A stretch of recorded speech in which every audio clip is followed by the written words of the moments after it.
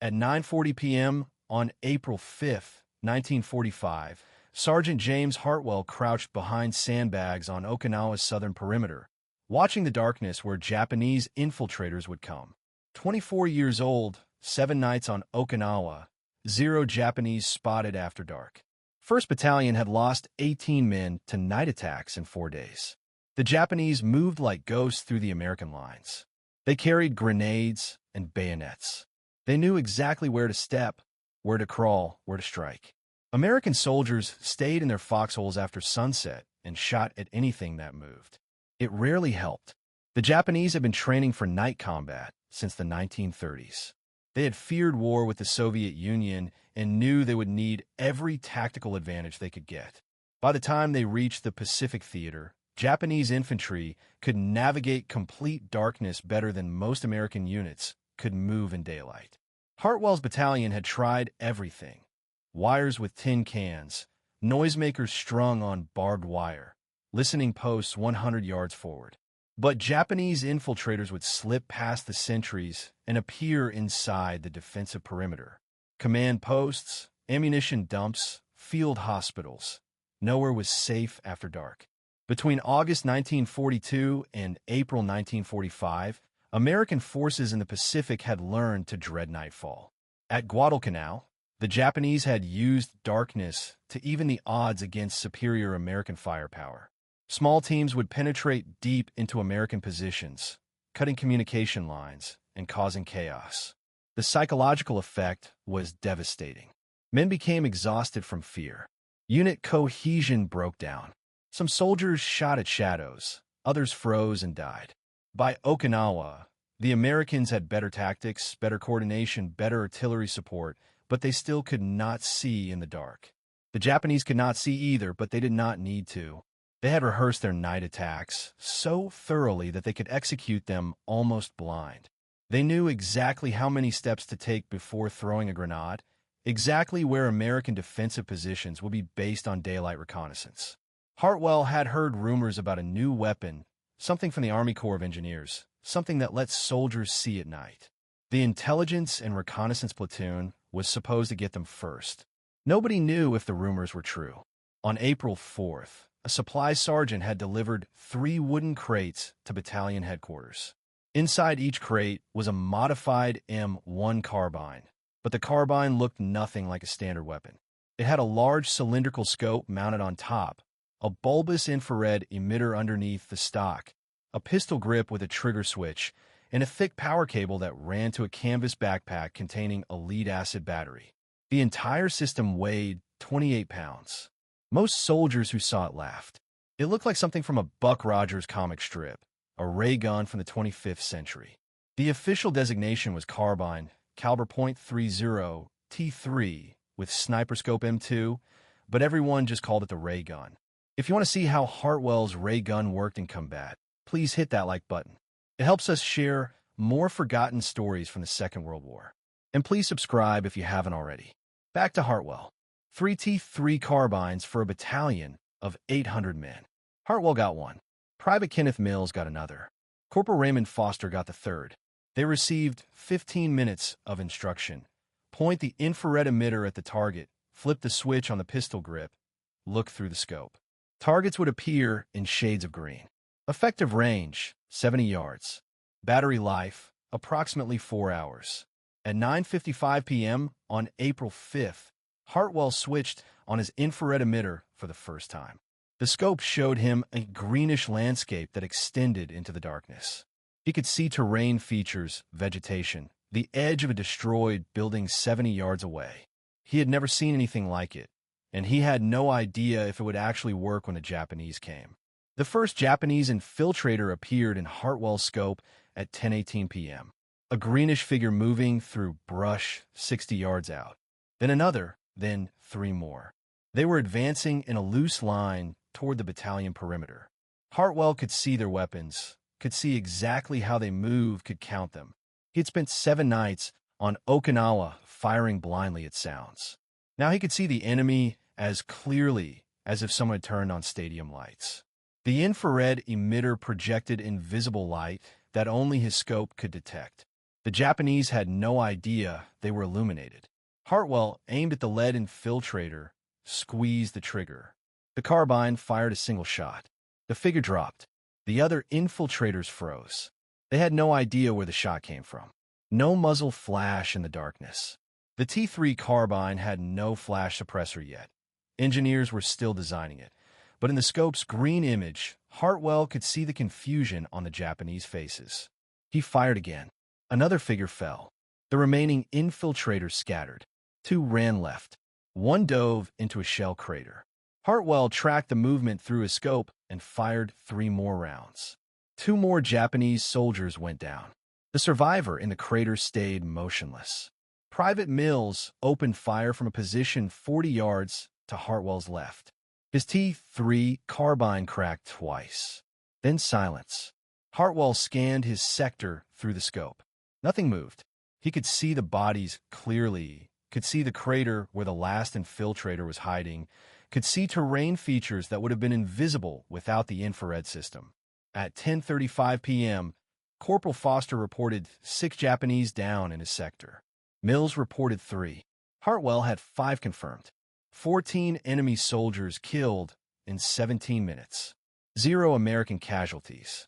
The battalion had never achieved anything close to that ratio in a night engagement. The T3 system had limitations. Rain degraded the infrared light. The battery drained quickly. The backpack was awkward. The whole setup made the operator a slow-moving target if the Japanese ever figured out what was happening. But none of that mattered. For the first time since Guadalcanal, American soldiers could see Japanese infiltrators before the infiltrators could strike. Word spread through the battalion by midnight. The ray guns worked. They actually worked. Companies that had lost men to night attacks every single night suddenly had a weapon that could stop infiltration cold. But there were only 3 T3 Carbines for 800 men. Division headquarters had received approximately 150 T3 Carbines for the entire Okinawa operation. The Army had rushed them to the Pacific in late March and early April 1945. Production had been limited. Inland Division of General Motors had manufactured 811 T3 Carbines before contracts were canceled. Winchester Repeating Arms had produced 1,108 more. Fewer than 2,000 total existed in the entire U.S. military. Most went to intelligence and reconnaissance units. Some went to battalion perimeters where Japanese infiltration was heaviest. The strategy was defensive. Place the T3 operators in static positions where they could cover the most likely infiltration routes. Let them watch. Let them wait. Let them kill anything that moved in the darkness. The Japanese on Okinawa had no idea what was happening. Their infiltrators were disappearing. Units that had successfully penetrated American lines for weeks were suddenly getting cut down before they reached the perimeter. Some Japanese commanders thought the Americans had deployed a new type of illumination round. Others suspected traitors. None suspected infrared technology. On the night of April 6th, Hartwell's position received orders to move 100 yards forward, closer to suspected Japanese staging areas. His battery was down to 2 hours of charge. The engineers had told him the lead-acid batteries would last approximately 4 hours under continuous use.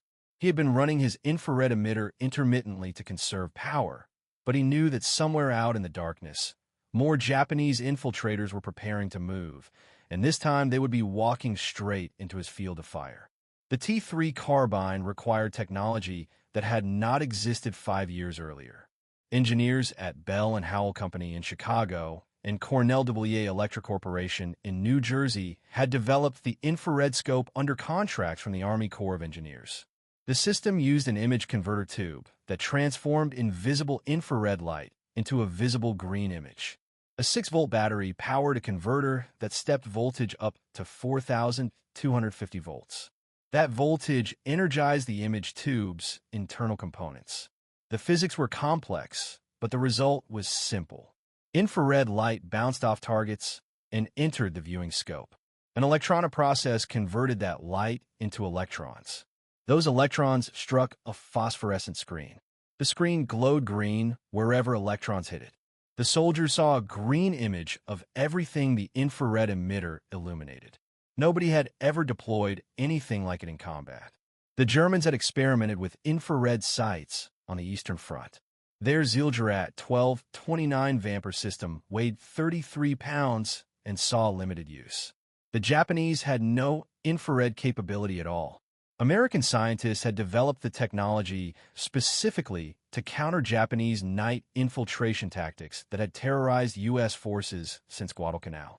By April 10, 1945, units across southern Okinawa were reporting dramatic results. Japanese infiltration attempts were failing. Small teams that had previously moved through American lines with near impunity were being destroyed before they reached their targets. The T3 operators sat in concealed positions and watched Japanese soldiers advance through what they thought was protective darkness. Hartwell killed 23 Japanese infiltrators in his first 5 nights with the T3 Carbine. Mills killed 19. Foster killed 17 before a mortar fragment destroyed his infrared emitter on April 9th. Replacement scopes were scarce. Foster went back to his standard M1 Carbine and could no longer operate at night. The pattern repeated across the island. Companies with T3 coverage stopped losing men to night attacks. Companies without T3 coverage continued suffering casualties. Division commanders began redistributing the limited number of scopes to the sectors where Japanese infiltration was most intense. Some battalions received 2 T3 carbines. Others received none. Intelligence officers started noticing something in captured Japanese documents. References to unexpected casualties during night operations, questions about American illumination methods, confusion about how infiltration teams were being detected. The Japanese command on Okinawa knew something had changed, but they could not determine what. American casualties from Japanese night infiltration dropped 60% in sectors where T3 carbines were deployed. That statistic came from division-level after-action reports compiled in late April. But the most significant number would not be calculated until after the first week of fighting. Intelligence analysts compared Japanese casualties from all causes against casualties, specifically from small arms fire at night. Approximately 30% of all Japanese soldiers killed by rifle and carbine fire during the first 7 days of the Okinawa campaign died at the hands of soldiers using infrared scopes. 150 weapons, 30% of the enemy killed by small arms. The ratio was unprecedented in modern warfare. Hartwell did not know those statistics on April 10th. He knew his battery was dying again. Knew the canvas backpack straps were cutting into his shoulders. Knew the infrared emitter was getting hot after extended use. Knew that Japanese infiltrators kept coming every night despite the losses. At 11 p.m. on April 10th, his scope showed movement 200 yards out. Too far for effective engagement, but the figures were moving toward his position. He counted 8 Japanese soldiers. They were carrying satchel charges and grenades. They were headed straight for the ammunition dump 100 yards behind Hartwell's foxhole, and his battery had maybe 30 minutes of power remaining before the green image in his scope would fade to black. Hartwell watched the 8 Japanese soldiers advance through his scope. They moved in 2 columns of 4. Disciplined spacing, careful movement. These were not inexperienced infiltrators. They knew American defensive patterns, knew where listening posts would be positioned, knew that ammunition dumps were priority targets. At 180 yards, they stopped. The lead soldier raised his hand. The column split. For moved left. For moved right. They were flanking, trying to approach the ammunition dump from 2 directions simultaneously. Standard Japanese infiltration doctrine. Hartwell's battery indicator showed red. Maybe 20 minutes remaining. He could not engage at 180 yards. The M1 Carbines .30 caliber round was effective out to 300 yards in daylight, but the infrared system's practical limit was 70 yards. Beyond that, the image became too dim. The infrared emitter could not project enough light to clearly illuminate distant targets. He waited. The Japanese advanced slowly. 160 yards. 140. They were taking their time, checking their route, avoiding noise. At 120 yards, they stopped again. Hartwell could see them studying the terrain ahead, looking for the best approach to the ammunition dump. Private Mills was positioned 60 yards to Hartwell's right. His field of fire covered the eastern approach. Hartwell covered the western approach. Between them, they had overlapping sectors that created a kill zone approximately 150 yards wide. But Mills's battery had died at 10:30 p.m. He was operating on a replacement battery that Division had delivered 2 hours earlier. Those replacement batteries were salvaged from damaged T3 systems. Nobody knew how much charge they held. At 100 yards, the Japanese resumed movement. Hartwell activated his infrared emitter. The green image brightened. He could see individual soldiers clearly now, could see their equipment, could see the satchel charges they carried. Those charges contained enough explosive to detonate the entire ammunition dump if they reached it. 90 yards, 80 yards. The Japanese on the left flank moved into Mills's sector. The four on the right moved into Hartwell's sector. This was the moment. If both operators opened fire simultaneously, they could catch all 8 infiltrators in the open. If one operator's battery failed, 4 Japanese soldiers would reach the ammunition dump. Hartwell aimed at the lead infiltrator in his sector. 75 yards, perfect range. He fired. The soldier dropped. He shifted to the second target and fired again. Another soldier fell. The remaining 2 Japanese in his sector scattered. One dove behind a destroyed cart. One sprinted toward a shell crater. Mills opened fire. 2 shots. 3. 4. Hartwell heard the distinct crack of the M1 Carbine. Then silence. Mills's battery had failed or his infrared emitter had malfunctioned. The 2 Japanese soldiers in Mills's sector were still moving. Hartwell swung his scope left. He could see one infiltrator running toward the ammunition dump. 60 yards. 50. The man was fast. Hartwell led the target and fired. Missed. Fired again. The soldier stumbled but kept running. Hartwell fired a third time. The soldier went down. The last infiltrator had gone to ground somewhere in Mills's sector. Hartwell scanned through his scope but could not locate him. The infrared emitter's range was limited. The soldier was either beyond 70 yards or hidden behind cover that blocked the infrared light. At 11:23 p.m., Hartwell's battery indicator went black. The green image in his scope faded. He was staring into complete darkness again. Somewhere out there, at least 2 Japanese soldiers were still alive. One was hiding in Mills's sector. One was hiding behind the destroyed cart in Hartwell's sector. Both were carrying satchel charges. Both were within 100 yards of the ammunition dump. And Hartwell's infrared scope was dead. Hartwell dropped the T3 Carbine and grabbed his standard M1. No infrared scope, no green image, just iron sights and darkness. He fired 3 rounds toward the destroyed cart where one Japanese soldier was hiding. Heard nothing. The ammunition dump behind him held enough shells and charges to supply 2 companies for a week. If the Japanese detonated it, the explosion would kill everyone within 200 yards. Mills fired twice from his position. His T3 battery was dead, but he still had his backup M1 Carbine. Both soldiers were shooting blind now. Standard night defensive fire. Spray the sector and hope something hits. The method that had failed for 3 years in the Pacific. 2 star shells burst overhead at 11:26 p.m. artillery illumination. Someone at battalion headquarters had seen the muzzle flashes and ordered fire support. The battlefield lit up in harsh white light. Hartwell saw the Japanese soldier behind the destroyed cart 40 yards away, raising a satchel charge. Hartwell fired 4 rapid shots. The soldier collapsed. The star shells drifted down on parachutes. Their light revealed the second infiltrator sprinting toward the ammunition dump. Mills fired. Missed. The Japanese soldier was 30 yards from the dump when a machine gunner from 3rd Platoon opened fire. The infiltrator went down. The satchel charge rolled from his hands but did not detonate. By 11:30 p.m., the sector was quiet. 8 Japanese soldiers dead, 0 American casualties, the ammunition dump intact.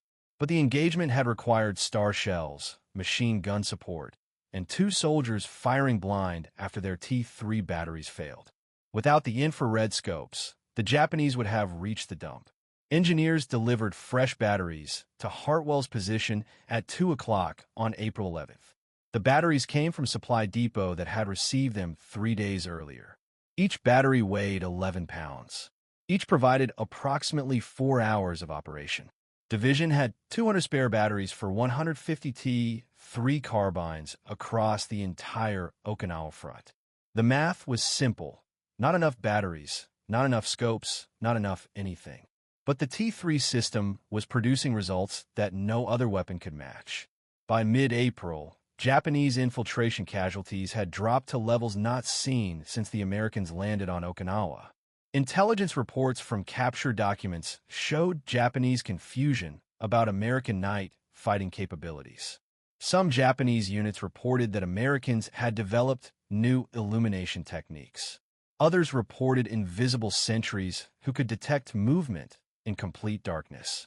The Japanese never determined what was actually happening. Their intelligence services had no information about infrared technology. Their night vision research was years behind American development. They continued sending infiltrators against American positions because night attacks were fundamental to Japanese tactical doctrine. And those infiltrators continued dying. Between April 1st and April 30th, soldiers equipped with T3 carbines killed an estimated 1,200 Japanese soldiers during night engagements. That number came from unit after-action reports compiled by division intelligence officers. It represented kills that could be definitively attributed to infrared-equipped weapons based on time of engagement, sector coverage, and visual confirmation after sunrise. The actual number was probably higher. Some T3 kills were recorded as standard rifle kills because operators did not report their infrared equipment usage. Some Japanese soldiers were wounded by T3 fire and died later from those wounds. Some were killed by follow-up fire from other weapons after T3 operators detected and illuminated targets. Hartwell operated his T3 carbine for 23 consecutive nights on Okinawa.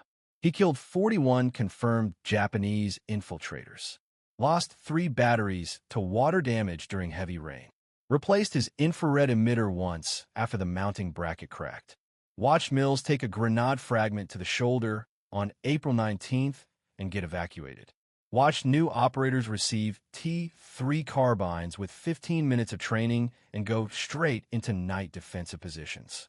On May 3rd, 1945, Division pulled Hartwell's battalion off the line for rest. His T3 carbine went to a replacement operator in 2nd Battalion. The war would continue for another 3 months.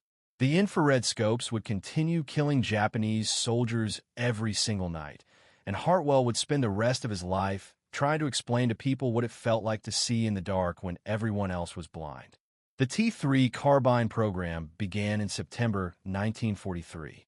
That month, representatives from the Army Chief of Staff, Ordnance Corps, and Engineer Board met to coordinate infrared device development. The Army Jungle Warfare Committee had submitted an urgent request. They needed equipment to counter Japanese night infiltration. American forces in the Pacific were losing men every night to an enemy they could not see. The problem was clear. Japanese infantry had been training for night combat since the 1930s. They could navigate darkness. They could maintain unit cohesion without visual contact. They could execute complex attacks using sound and rehearsed movement patterns. American soldiers had no equivalent training, no equivalent doctrine, no equivalent capability.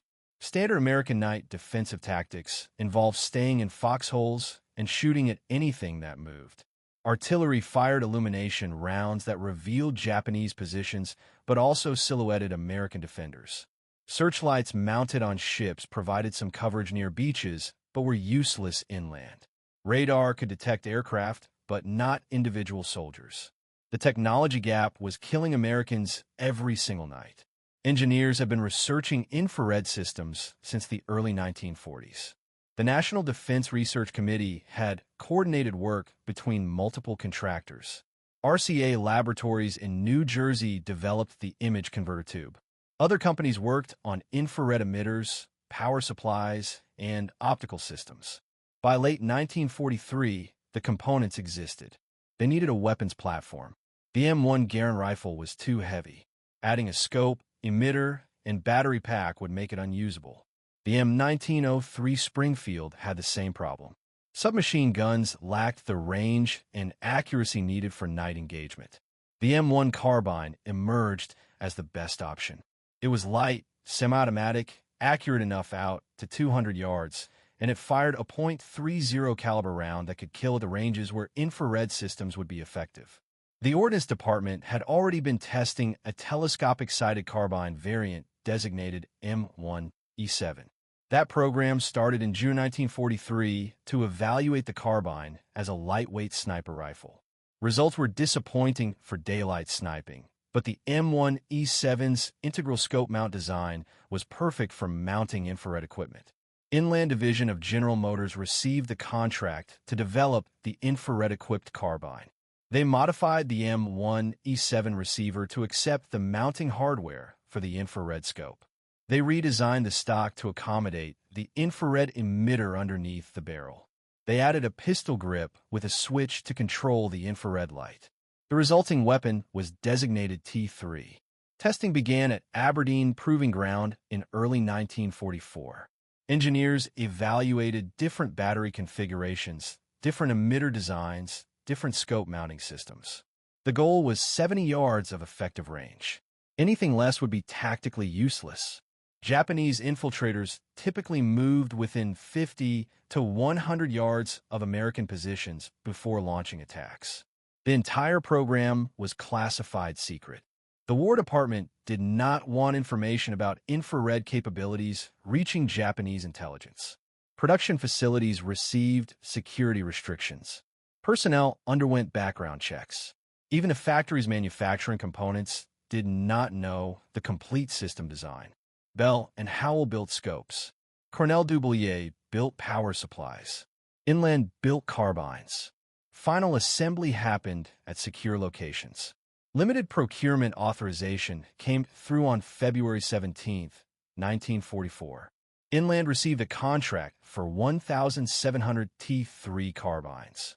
Winchester received contracts for 5,160 more. Production began immediately, but manufacturing was slow. The image converter tubes required precision assembly. The infrared emitters needed careful calibration. The power systems demanded quality control that delayed output. By December 1944, fewer than 500 complete T3 systems existed. The invasion of Okinawa was scheduled for April 1, 1945. Division commanders wanted the infrared scopes deployed as quickly as possible. The question was whether enough systems would reach the Pacific before the invasion, and whether soldiers with 15 minutes of training could effectively operate technology that had taken 2 years to develop. The T3 Carbine's effectiveness dropped dramatically in rain. Water on the infrared emitter lens scattered the light beam. Water in the air absorbed infrared radiation before it could reach targets. Heavy rain reduced effective range from 70 yards to 30 yards or less. Fog had the same effect. Mist, even high humidity degraded performance. Okinawa's weather in April and May 1945 was unpredictable. Days of clear skies followed by sudden rainstorms, dense fog rolling in from the ocean. Conditions that turned the T3 system from a decisive advantage to a barely functional piece of equipment. Operators learned to cover their infrared emitters with improvised shields, learned to wipe lenses constantly, learned to accept that some nights the technology simply would not work. Maintenance was another problem. The image converter tubes were fragile. A hard impact could crack internal components. The infrared emitters used sealed beam lamps similar to automobile headlights. Those lamps burned out after extended use. Replacement parts were scarce. Some T3 operators went days without functional equipment while waiting for replacement tubes or lamps to arrive from supply depots. The Japanese never developed effective countermeasures. Their intelligence services captured several damaged T3 systems during the Okinawa campaign. Technical analysis revealed the infrared principle, but Japanese industry lacked the capability to produce equivalent equipment. Their electronics manufacturing was focused on radar and radio systems. Image converter tube technology was beyond their industrial capacity in 1945. Some Japanese units tried tactical adaptations. They increased the spacing between infiltrators. They used more indirect approach routes. They launched attacks during heavy rain when they suspected American night vision equipment would be degraded. None of these adaptations significantly reduced their casualties. The T3 operators simply adjusted their tactics and continued killing infiltrators. Production of a T3 Carbine ended in August 1945. Japan announced surrender on August 15th. The Ordnance Technical Committee canceled all weapons contracts on September 3rd. Inland had manufactured 811 T3 carbines total. Winchester had manufactured 1,108. Combined production was 1,919 carbines, far short of the original contracts for thousands more. Most T3 carbines were destroyed after the war. The Army classified the entire infrared program as confidential. The technology was too valuable to allow into civilian hands or foreign intelligence services. Units turned in their T3 carbines for demilitarization. Receivers were cut. Scopes were destroyed. Batteries were disposed of. Only a few dozen T3 carbines survived as museum pieces or escaped demilitarization through bureaucratic errors. But the technology did not die. Engineers took lessons from the T3 program and applied them to new systems. The M3 Carbine appeared in 1950 with an improved infrared scope that had longer range and better reliability. That system saw extensive use during the Korean War. Later developments led to the Starlight scope used in Vietnam. Modern night vision systems trace their lineage directly back to the T3 Carbine deployed on Okinawa in April 1945. The statistical impact remained undeniable. 150 T3 carbines had accounted for 30% of Japanese casualties from small arms fire during the first week of fighting on Okinawa. Those 150 weapons, operated by soldiers with minimal training, had killed more enemy soldiers in 7 days than entire battalions achieved in weeks of conventional night defensive operations. The Japanese never understood what killed their infiltrators. American after-action reports from Okinawa were classified for decades. Japanese historians researching the campaign found references to unexpected casualties during night operations, but no explanation for the sudden change in American night fighting capability. Some Japanese veterans suspected new American tactics. Others thought improved illumination. None suspected that American soldiers had been equipped with technology that would not become common in military forces for another 30 years. The T3 Carbine had changed warfare in ways that would not be fully understood until the infrared technology became declassified in the 1960s. By then, the soldiers who had operated the ray guns on Okinawa were scattered across America, and most people who heard their stories did not believe them. Sergeant James Hartwell returned to the United States in October 1945. He carried no T3 carbine with him. The Army had confiscated all infrared equipment before units left Okinawa. Soldiers signed documents acknowledging they had operated classified systems. They received orders not to discuss the technology. Most complied. The infrared scope program remained secret for years. Hartwell told his family he had served on Okinawa, told them he had been in combat, did not tell them about the green images in his scope, did not tell them about watching Japanese infiltrators advance through darkness they thought was protective, did not tell them about the 41 men he had killed in 23 nights. The technology was classified. The kills were not something he wanted to discuss anyway. Private Kenneth Mills recovered from a shoulder wound and returned to duty in June 1945. The war ended before he saw combat again. He never operated a T3 carbine after April 19th. Never saw another infrared scope. Spent the rest of his life wondering if the technology had been real or if combat stress had created false memories. He was not the only veteran who questioned whether the ray guns had actually existed. The soldiers who operated T3 carbines on Okinawa had participated in the first successful combat deployment of night vision technology. They had proven that infrared systems could provide decisive tactical advantages. They had killed over 1,000 Japanese soldiers in a month of operations. They had reduced American casualties from night infiltration by more than half in sectors where they operated, and almost nobody outside military intelligence circles knew any of it had happened. Declassification began in the early 1960s. Military historians researching Pacific War battles found references to infrared equipment in unit records. Veterans started talking about the ray guns they had used on Okinawa. Technical specifications became available. Photographs of T3 Carbines appeared in weapons reference books. The story slowly emerged. By then, infrared technology had evolved far beyond the bulky systems used in World War II. Starlight scopes amplified ambient light instead of requiring infrared emitters. Night vision goggles allowed hands-free operation. Thermal imaging could detect targets through vegetation and fog. The T3 Carbine was obsolete, but it remained the foundation, the proof that night vision technology could change combat. Modern soldiers carry night vision equipment as standard gear. Every infantry squad has multiple soldiers equipped with systems that can see in complete darkness. Special operations forces use thermal imaging that makes darkness irrelevant. Night fighting is no longer an advantage for one side. It is an expected capability, and none of it would have developed the same way without the 800 soldiers who operated T3 Carbines on Okinawa in 1945.